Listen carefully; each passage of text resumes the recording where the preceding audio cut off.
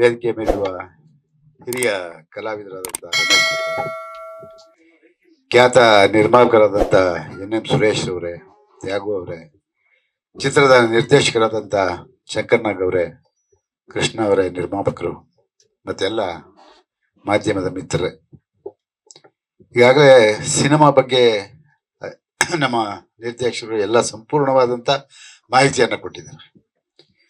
ಈ ವೇದಿಕೆ ನೋಡಿದಾಗ ನನಗೆ ಹಳೆಯ ನೆನಪುಗಳು ಜಾಸ್ತಿ ಬರುತ್ತೆ. ಏಕೆಂದ್ರೆ ರಮೇಶ್ ಭಟ್ ಇರೋರಿದ್ರ ಸುಮಾರು 40 ವರ್ಷಗಳ ಹಿಂದಕ್ಕೆ ನಾವು ಹೊರಟೋಗ್ತೀವಿ. ಹಾಗೆ ಅವಾಗ ಚಿತ್ರರಂಗ ಹೇಗಿತ್ತು, ಇವತ್ತು ಎಷ್ಟು ಬದಲಾವಣೆ ಆಗಿದೆ ಅನ್ನೋದಕ್ಕೆ ಸಾಕ್ಷಿ ಇವತ್ತು ನಾವು ಆ ಟೀಸರ್ನ ನೋಡಿದಾಗ ಅರ್ಥ ಆಗುತ್ತೆ. ಬಹುಶಃ ನಮ್ಮಿಂದ ದೂರ ಆದಂಥವ್ರೆಲ್ಲರೂ ಕೂಡ ಈ ಪರದೆ ಮೇಲೆ ಅವರು ನಿಜವಾಗ್ಲೂ ಬದುಕಿದ್ದಾರೆ ಅನ್ನೋ ಒಂದು ಮನಸ್ಥಿತಿ ನಮ್ಗೆ ಉಂಟಾಗ್ತದೆ. ಟೆಕ್ನಾಲಜಿ ಅಷ್ಟು ಮಟ್ಟಕ್ಕೆ ಬೆಳೆದಿದೆ. ಅವರೇ ಹೇಳಿದ್ದಾರೆ 45% ನಾನು ಗ್ರಾಫಿಕ್ ಮಾಡಿದ್ದೀನಿ ಅಂತ ಹೇಳಿ. ಈ ಗ್ರಾಫಿಕ್ ಮಾಡೋದಕ್ಕೂ ಒಂದು ಕಲೆ. ಅದು ಬಹುಶಃ ನಾನು ಈ ಒಂದು ಗ್ರಾಫಿಕ್ ಇದನ್ನ ಟೀಸರ್ನ ನೋಡಿದಾಗ ಬಹಳ ಅದಕ್ಕೆ ಯಾರು ಅದನ್ನ ಮಾಡಿದಾರೋ, ನಿಮ್ಮ ಹೆಸರು ಸುಶ್ರುತ್ ಭಟ್ ಅವರಿಗೆ ವಿಶೇಷವಾಗಿ ಅಭಿನಂದನೆಗಳನ್ನ ಸಲ್ಲಿಸ್ತೀನಿ. ಯಾಕೆಂತ ಹೇಳಿದ್ರೆ ನಾವೇನೋ ಒಂದು ಭ್ರಮೆಗೆ ಹೊರಟೋಗ್ತೀವಿ ಅದನ್ನ ನೋಡ್ತಾ ಇದ್ರೆ. ಹಾಗಾಗಿ ಅಷ್ಟು ಅದ್ಭುತವಾಗಿ ಮೂಡಿ ಬಂದಿದೆ. ಚಿತ್ರ ಕೂಡ ಅಷ್ಟೇ ಅದ್ಭುತವಾಗಿ ಮೂಡಿ ಬರಲಿ. ಯಾಕೆಂತ ಹೇಳಿದ್ರೆ ನಾನು ನಿರ್ದೇಶಕರು ಮಾತನಾಡುವಾಗ ನಾನು ಗಮನಿಸಿದೆ, ಸ್ವಲ್ಪ ಈ ಚಿತ್ರದ ಬಗ್ಗೆ ಮಾಹಿತಿ ಕೊಡುವಾಗ ನೀವು ಚಿತ್ರರಂಗದಲ್ಲಿ ಗಟ್ಟಿಯಾಗಿ ಉಳಿಯುವಂತ ಒಂದು ಅವಕಾಶ ನಿಮಗಿದೆ ಅನ್ನೋದು ನನ್ನ ಭಾವನೆ. ನೀವು ಮಾತಿನಲ್ಲೇ ನನ್ಗೆ ಅರ್ಥ ಆಗುತ್ತೆ. ಮತ್ತೆ ನಿರ್ಮಾಪಕರು ಬಹಳ ಆಸೆ ಇಟ್ಕೊಂಡು ಇವತ್ತು ಈ ಚಿತ್ರಗಳನ್ನು ಮಾಡಿದ್ದಾರೆ. ನಾನು ಆ ಒಂದು ದೃಶ್ಯವನ್ನು ನೋಡಿದೆ. ರಾಜ್ಕುಮಾರ್ ಅವರು ಮತ್ತೆ ಪುನೀತ್ ರಾಜ್ಕುಮಾರ್ ಅವರು ಕೊನೆಯಲ್ಲಿ ಒಂದು ಬಿಲ್ಲು ಬಾಣ ಇಟ್ಕೊಂಡು ಅವರು ನಿಂತಿರುವಂತ ಸ್ಟೈಲ್ ನೋಡಿದಾಗ ನನಗೆಲ್ಲೋ ಒಂದ್ ಕಡೆ ಬಬ್ರು ವಾಹನ ನೆನಪು ಬರುತ್ತೆ. ಬಬ್ರು ವಾಹನದಲ್ಲಿ ಅಪ್ಪ ಮಗನ ಪಾತ್ರದಲ್ಲಿ ಅದನ್ನು ಮಾಡಿದಾರಲ್ಲ, ಅದನ್ನ ನೋಡಿದಾಗ ಇದು ನೆನಪು ಬಂತು. ಏನೇ ಆಗ್ಲಿ, ನೀವು ಈ ಚಿತ್ರ ಮಾಡಿದ್ದೀರಾ. ಬಹಳಷ್ಟು ಜನ ಈಗಾಗಲೇ ಮೊನ್ನೆ 16ನೇ ಅಂತಾರಾಷ್ಟ್ರೀಯ ಚಲನಚಿತ್ರೋತ್ಸವ ಮುಗಿದಿದೆ. ಬಹಳಷ್ಟು ಜನ ಅದರಿಂದ ಅನೇಕ ನಿರೀಕ್ಷೆಗಳನ್ನ ಇಟ್ಕೊಂಡಂತ ಯುವ ನಿರ್ದೇಶಕರಿಗೆ ಅನ್ಯಾಯ ಆಗಿದೆ, ತೊಂದರೆ ಆಗಿದೆ, ನಿರ್ಮಾಪಕರಿಗೆ ತೊಂದರೆ ಆಗಿದೆ, ಎಲ್ಲವೂ ಗೊತ್ತು. ಇದೆಲ್ಲವನ್ನು ದಾಟಿ ಇವತ್ತು ನಾವು ಬರಬೇಕಾಗಿದೆ. ನಿಮ್ಮ ಪ್ರಯತ್ನ ಯಶಸ್ವಿ ಆಗಲಿ. ನಾವು ಹಿರಿಯರಾಗಿ ನಿಮಗೆ ಆಶೀರ್ವಾದ ಮಾಡ್ಬೋದು, ಅಥವಾ ಒಂದು ಏನೋ ನಿಮಗೆ ಈ ಚಿತ್ರರಂಗದಲ್ಲಿ ಉಳಿಬೇಕಾದ್ರೆ ಕೆಲವು ವಿಚಾರಗಳನ್ನ ನಿಮ್ಗೆ ಹೇಳ್ಬೋದು. ಅದರಲ್ಲಿ ನೀವು ಹೆಚ್ಚು ನಾನು ಕೇಳ್ಕೊಳ್ಳೋದಿಷ್ಟೇ, ತಮಿಳುನಾಡು ಮತ್ತೆ ಬೇರೆ ಬೇರೆ ರಾಜ್ಯಗಳನ್ನ, ಕೇರಳ, ಇವನ್ನೆಲ್ಲ ನೋಡಿದಾಗ ನಮ್ಗೆ ಯಾಕೆ ನಮ್ಮಲ್ಲಿ ಇಂಥ ನಿರ್ದೇಶಕರು ಕೊರತೆ ಇದೆಯಾ ಅನ್ನೋದು ಇದು ನಮ್ಮನ್ನ ಕಾಡ್ತಾ ಇದೆ. ಹಾಗಾಗಿ ನೀವು ಕತೆಗೆ ಹೆಚ್ಚು ಒತ್ತನ್ನ ಕೊಟ್ಟು, ಹೆಚ್ಚು ಒತ್ತು, ಅದಕ್ಕೆ ಹಣ ಎಷ್ಟು ಖರ್ಚಾಗ್ಬೋದು ಅದಾದ್ಮೇಲೆ, ಬಟ್ ಮೊದಲನೇದಾಗಿ ನೀವು ಹೆಜ್ಜೆ ಇಡುವಾಗಲೇ ಕತೆಗೆ ಹೆಚ್ಚು ಒತ್ತನ್ನ ಕೊಟ್ಟು, ಒಂದಲ್ಲ ಎರಡಲ್ಲ ಮೂರು, ಈಗ ಕೂತ್ಕೊಂಡ ತಕ್ಷಣ ಒಂದು ಟೈಟ್ಲ್ ಸಿಗಿದ ತಕ್ಷಣ ನಾಳೆ ರಿಜಿಸ್ಟರ್ ಮಾಡ್ತೀರಾ, ನಾಡಿದ್ದು ಕತೆ ಬರ್ಸಕ್ಕೆ ಶುರು ಮಾಡ್ತೀರಾ, ನೆಕ್ಸ್ಟ್ ಮಂತು ಇದು ಏನೋ ಶೂಟಿಂಗ್ ಪ್ರಾರಂಭ ಮಾಡ್ತೀರಾ. ಅದು ಬೇಡ. ಒಂದು 6 ತಿಂಗಳು ಅದಕ್ಕೆ ಶ್ರಮ ಪಡಿ, ಅವಾಗ ಒಳ್ಳೆ ಚಿತ್ರ ಮಾಡಕ್ ಸಾಧ್ಯ ಆಗುತ್ತೆ. ಬಹುಶಃ ನೋಡ್ತೀರಾ, ಸುಮಾರು 250-300 ಚಿತ್ರಗಳು ಕರ್ನಾಟಕದಲ್ಲಿ ಬಿಡುಗಡೆ ಆಗ್ತಾ ಇದೆ. ಬಿಡುಗಡೆ ಆದಂತ ಸಂದರ್ಭದಲ್ಲಿ ಬೆಳಿಗ್ಗೆ ಒಂದು ದಿನ ನಾನು ನೋಡಿದೆ ಪತ್ರಿಕೆಯಲ್ಲಿ 12 ಚಿತ್ರಗಳು ಬಿಡುಗಡೆ ಆಯ್ತು. 12 ಚಿತ್ರಗಳು ಬಿಡುಗಡೆ ಆದ್ರೆ ಸಾಯಂಕಾಲ 8 ಚಿತ್ರಗಳು ಮಾತ್ರ ಸ್ಕ್ರೀನ್ ಅಲ್ಲಿ ಇದೆ. ಇನ್ನು 4 ಚಿತ್ರ ಇಲ್ಲ. ಇನ್ನು 2-3 ದಿವಸದಲ್ಲಿ ಅದು ಇಲ್ಲ. ಹಿಂಗಾದ್ರೆ ಯಾವ ಪುರುಷಾರ್ಥಕ್ಕೆ ಈ ಸಿನಿಮಾ ಮಾಡಬೇಕು? ಸಂಪಾದನೆ ಮಾಡೋದು ಬಹಳ ಕಷ್ಟ, ಕಳೆಯೋದು ಬಹಳ ಸುಲಭ. ಈ ರೇಸ್ ಆಡ್ತಾರಲ್ಲ, ಅವರು ಸಾಯಂಕಾಲದೊಳಗೆ ರಿಸಲ್ಟ್ ನೋಡ್ಬಿಡ್ತಾರೆ. ನಾವು ಹಂಗಲ್ಲ, ಒಂದು 6 ತಿಂಗಳು ಕಾಯ್ಬೇಕು. ನಾವು ಒಂದು ರೀತಿ ರೇಸ್ ಆಡವ್ರೆ. ಆ ಪರಿಸ್ಥಿತಿಯಲ್ಲಿ ಸಿನಿಮಾ ರಂಗ ಇದೆ. ಹಾಗಾಗಿ ನೀವು ಹಾಕಿ ದುಡ್ಡನ್ನ ಹಿಂಪಡೆಯೋದಕ್ಕೆ ಕನಿಷ್ಠ ಲಾಭ ಬೇಡ. ಮುಂದಿನ ಪ್ರಯತ್ನಕ್ಕೆ ಇದು ನಾಂದಿ ಆಗ್ಬೇಕು. ಅದಕ್ಕೆ ನೀವು ದಯವಿಟ್ಟು ಸಿನಿಮಾ ಮಾಡೋದು ದೊಡ್ಡ ವಿಷಯ ಅಲ್ಲ. ಅದಕ್ಕೆ ಪೂರಕವಾಗಿ ಜನ ಮೆಚ್ಚುವಂತ ಸಿನಿಮಾ ಮಾಡಿ ಯಶಸ್ವಿ ಆಗ್ಬೇಕು ಅನ್ನೋದು ನಮ್ಮೆಲ್ಲರ ಆಸೆ. ಬಹಳಷ್ಟು ಜನ ನಾನು ಚಲನಚಿತ್ರ ವಾಣಿಜ್ಯ ಮಂಡಳಿಯಲ್ಲಿ ನೋಡ್ತಾ ಇದ್ದೀನಿ.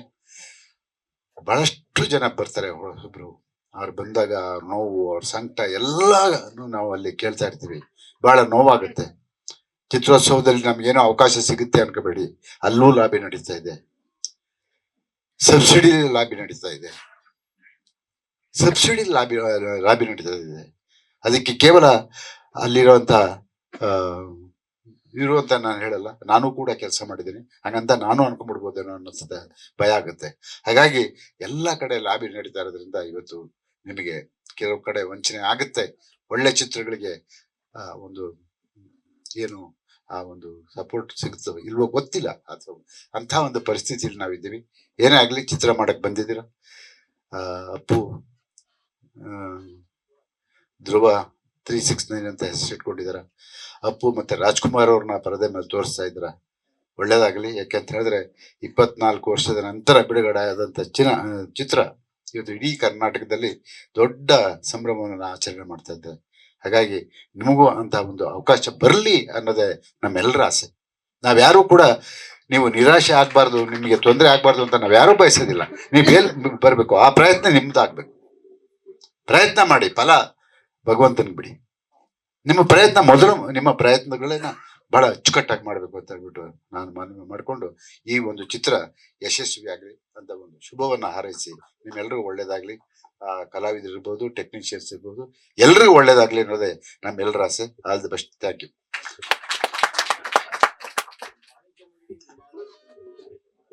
ಸರ್.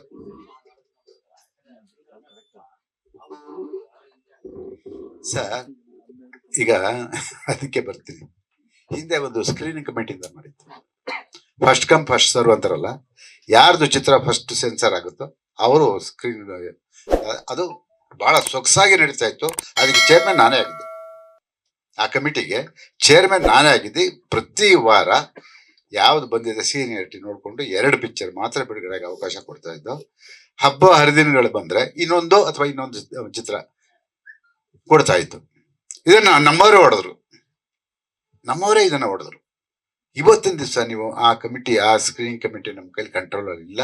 ಯಾಕೆ ಅಂತ ಹೇಳಿದ್ರೆ ಅವಾಗ ಬರ್ತಿದ್ದು 100-120 ಚಿತ್ರಗಳು ಬರ್ತಾ ಇತ್ತು, ಎಲ್ಲ ದೊಡ್ಡ ಕಲಾವಿದ್ರದ್ದು. ಆದ್ರೆ ಈಗಿಲ್ಲ, ಆ ಪರಿಸ್ಥಿತಿ ಇಲ್ಲ. 300 ದಾಟದ್ಮೇಲೆ ನಾವ್ ಹೆಂಗ್ ಕಂಟ್ರೋಲ್ ಮಾಡಕ್ಕಾಗುತ್ತೆ? ಅವ್ನು ಹೇಳ್ತಾನೆ, ಅರೆ ನಾನ್ ಚಿತ್ರ ಮಾಡಿದ್ದೀನಿ ಸರ್, ನಾನು ಬಿಡುಗಡೆ ಮಾಡ್ತೀನಿ, ನನ್ಗೆ ಯಾಕೆ ನೀವು ಸ್ಕ್ರೀನಿಂಗ್ ಕಮಿಟಿ ತರ್ತೀರಾ? ನನಗೆ ಇಂಥದ್ದೇ ಡೇಟು, ಈ ಡೇಟಲ್ಲಿ ಮಾಡಿದ್ರೆ ನನಗೆ ಅದ್ದೂರಿಯಾಗಿ ಹೋಗುತ್ತೆ, ನನಗೆ ಅವಾರ್ಡ್ ಬರುತ್ತೆ, ಇವೆಲ್ಲ ಮನಸ್ಸಲ್ಲಿ ಇಟ್ಕೊಂಡಿರ್ತಾರೆ. ಯಾರೋ ಒಬ್ಬ ಶಾಸ್ತ್ರದವನ್ನ ಹೇಳ್ಬಿಟ್ಟಿರ್ತಾನೆ, ಆ ಮಾತು ಕೇಳ್ಕೊಂಡು ಇವರು ಬಿಡ್ತಾರೆ. ಹಾಗಾಗಿ ಈಗ ಸ್ಕ್ರೀನಿಂಗ್ ಕಮಿಟಿ ಮಾಡಕ್ ಸಾಧ್ಯನೇ ಇಲ್ಲ, ಅದು ಆಗೋದು ಇಲ್ಲ, ಅದು ನಮ್ಮ ಕೈಯಲ್ಲೂ ಇಲ್ಲ. ಆ ನಿಯಂತ್ರಣ ಮಾಡಕ್ ಆಗಲ್ಲ. ಯಾಕೆ ಅಂತ ಹೇಳಿದ್ರೆ ನಂಬರ್ ಆಫ್ ಪಿಕ್ಚರ್ ಕಮ್ಮಿ ಬರುವಾಗ ಮಾಡ್ಬೋದಾಗಿತ್ತು. ಈಗ 300 ದಾಟ್ತಾ ಇದೆ, ನೀವೇ ನೋಡ್ತಾ ಇದ್ದೀರಲ್ಲ. 400 ದಾಟ್ತಾ, ನನ್ಗೆ ಎಷ್ಟು ಹೊಟ್ಟೆ ಉರಿತದೆ ಅಂತ ಹೇಳಿದ್ರೆ ಭಟ್ರೆ ಸರ್, ಬೆಳಿಗ್ಗೆ ಬಿಡುಗಡೆ ಆದ್ರೆ ಸಾಯಂಕಾಲ ಚಿತ್ರಮಂದಿರದಲ್ಲಿ ಚಿತ್ರ ಇರಲ್ಲ ಸರ್. ಅಲ್ಲ, ಅವನು ಚಿತ್ರಮಂದಿರದಲ್ಲಿ ಏನ್ ಮಾಡಕ್ಕಾಗತ್ತೆ? 10-12 ಜನ, 3 ಜನ 4 ಜನಕ್ಕೆ ಅವನು ಶೋ ಕೊಡಕ್ಕಾಗತ್ತ? ಅದನ್ನು ನಾವು ಯೋಚನೆ ಮಾಡಬೇಕಲ್ವ. ಇವತ್ತಿನ ದಿವಸ 3 ಲಕ್ಷ 4 ಲಕ್ಷ ಬಾಡಿಗೆ ಇದೆ. ಇದೆಲ್ಲಾನು ನಾವು ನೋಡ್ಕೊಂಡೆ ಇವತ್ತು ನಾವು ನಮ್ಮ ಕನ್ನಡ ಚಿತ್ರರಂಗಕ್ಕೆ ಒಳ್ಳೇದಾಗ್ಬೇಕು ಅಂತ ಹೇಳ್ಬಿಟ್ಟು ನಮ್ಮ ಮಾನ್ಯ ಮುಖ್ಯಮಂತ್ರಿಗಳನ್ನ ಇಟ್ಕೊಂಡು ಇವತ್ತು ಮಲ್ಟಿಪ್ಲೆಕ್ಸ್ ಅಲ್ಲಿ 200 ರೂಪಾಯಿಗಳಿಗೆ ಮೇಲೆ ಟಿಕೆಟ್ ದರ ಇರಬಾರ್ದು ಅಂತ ಹೇಳ್ಬಿಟ್ಟು ಇವಾಗ ನಾವು ತೀರ್ಮಾನ ಹೇಳಿ ಮುಖ್ಯಮಂತ್ರಿನ ಒಪ್ಪಿಸ್ಕೊಂಡಿದ್ವಿ. ಯಾಕೆ ಅಂತ ಹೇಳಿದ್ರೆ ಯಾವ್ದೋ ಚಿತ್ರ, ಪುಷ್ಪ ಅನ್ನೋ ಒಂದು ಚಿತ್ರ ಬಿಡುಗಡೆ ಆಯ್ತು. ಬಿಡುಗಡೆ ಆದ ಸಂದರ್ಭದಲ್ಲಿ 1.5 ಲಕ್ಷ, 1,500, 2,000 ಗೋಲ್ಡ್ ಕ್ಲಾಸ್ಗೆ. ಇವಾಗ ಅದೇನಿಲ್ಲ, ಎಲ್ಲ ಸಮಾನವಾಗಿ. ಯಾಕೆ ಅಂತ ಹೇಳಿದ್ರೆ ಅಲ್ಲಿ ತಮಿಳ್ನಾಡಲ್ಲಿ 150 ರೂಪಾಯಿಗೆ ರಜನಿಕಾಂತ್ ಪಿಕ್ಚರ್ ತೋರಿಸ್ತಾರೆ ಮಲ್ಟಿಪ್ಲೆಕ್ಸ್ ಅಲ್ಲಿ. ಅದೇ ಇಲ್ಲಿ ರಜನಿಕಾಂತ್ ಪಿಕ್ಚರ್ 1,000, 1,500. ನಮ್ಮ ರೆವಿನ್ಯೂ ಎಲ್ಲಿಗೆ ಹೋಗುತ್ತೆ? ಅದು 300-400 ಚಿತ್ರಮಂದಿರಗಳ ಬಿಡುಗಡೆ ಮಾಡಿದಂತ ಸಂದರ್ಭದಲ್ಲಿ ನಮ್ಮ ಕನ್ನಡ ಚಿತ್ರದ ಪರಿಸ್ಥಿತಿ ಏನು? ಅಲ್ಲಿಗೆ ಹೋಗಕ್ಕೆ ಆಗಲ್ಲ ನಾವು. ಹಾಗಂತ ಈಗ ನಮ್ಮ ಮುಖ್ಯಮಂತ್ರಿಗಳು ಅನೇಕ ಸವಲತ್ತುಗಳನ್ನ ಈ ಬಾರಿ ಬಜೆಟ್ ನಲ್ಲಿ ನಮಗೆ ಕೊಟ್ಟಿದ್ದಾರೆ. ಅದನ್ನ ಸದುಪಯೋಗ ಪಡಿಸ್ಕೊಂಡು ನಾವೆಲ್ಲರೂ ಕೂಡ ಚಿತ್ರರಂಗದಲ್ಲಿ ಮುಂದುವರಿಯೋಣ ಅಂತಕ್ಕಂಥ ಮಾತನ್ನ ಹೇಳ್ತಾ ಮತ್ತೊಮ್ಮೆ ತಮ್ಮೆಲ್ಲರಿಗೂ ಶುಭವನ್ನು ಹಾರೈಸ್ತೀನಿ. ಲೇಟೆಸ್ಟ್ ಹಾಗೂ ಇಂಟ್ರೆಸ್ಟಿಂಗ್ ಸುದ್ದಿಗಳಿಗಾಗಿ ಬಾಸ್ ಟಿವಿ ಕನ್ನಡ ಚಾನೆಲ್ನ ಸಬ್ಸ್ಕ್ರೈಬ್ ಮಾಡಿ. ಹಾಗೆಯೇ ಬೆಲ್ ಐಕಾನ್ ಪ್ರೆಸ್ ಮಾಡಿ. ಇದರ ಜೊತೆಗೆ ಫೇಸ್ಬುಕ್, ಇನ್ಸ್ಟಾಗ್ರಾಮ್, ಎಕ್ಸ್ನಲ್ಲೂ ಮಿಸ್ ಮಾಡದೆ ಫಾಲೋ ಮಾಡಿ.